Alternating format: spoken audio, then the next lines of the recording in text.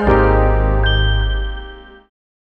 may remember when I compared the effects of different cooking methods on different phytonutrients in bell peppers, mushrooms, and a few other veggies. Well, food scientists have outdone themselves in this study. They looked at 6 different cooking methods on 20 different vegetables, comparing 3 distinct measures of antioxidant activity. That's more than 300 separate experiments to figure out the best way to cook our vegetables. First, though, let's figure out the worst in terms of loss of antioxidant content. Consider boiling, microwaving, pressure cooking in water, griddling, like cooking in a frying pan without oil, frying in a frying pan, and baking at about 400 degrees Fahrenheit. What's your guess for the worst? The worst is boiling when it comes to losing antioxidants. The second worst, boiling under pressure. When we use wet cooking methods, some of the nutrition is lost in the cooking water. When it comes to preparing vegetables with their antioxidants in mind, water is not a cook's best friend, but how bad is bad? It may be less than you think. Averaging over those 20 vegetables, boiling only removes about 14% of the antioxidants. So if you really like boiled broccoli, fine, just eat 1 more floret. 7 florets of boiled broccoli has all the antioxidant power of 6 florets of raw broccoli.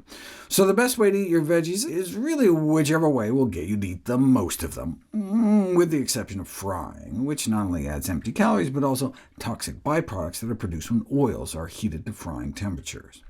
What's the gentlest cooking method, the one that preserves the most antioxidants? Microwaving, which preserves more than 97% of the antioxidant.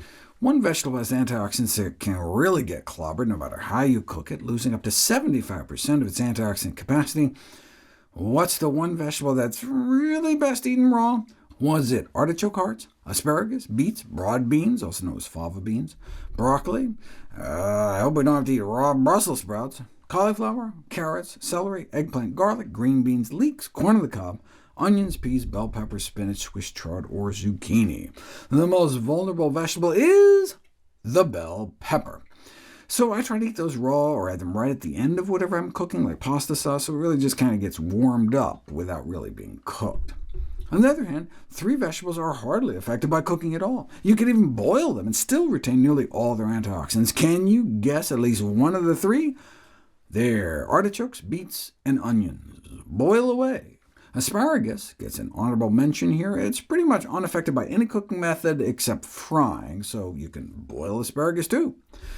Final question, and perhaps the most interesting, there are 2 vegetables that, no matter what you do to them, tend to increase in antioxidant value.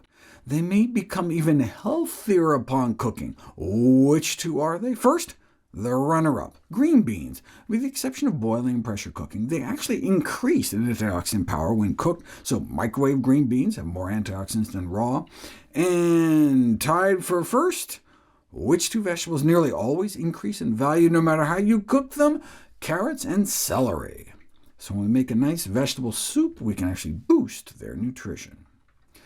One vegetable that wasn't covered was one of my favorites, kale. As I discussed in my video, How to Cook Greens, kale can be cooked by blanching or steaming to boost antioxidants, and even be boiled and not lose antioxidant nutrition.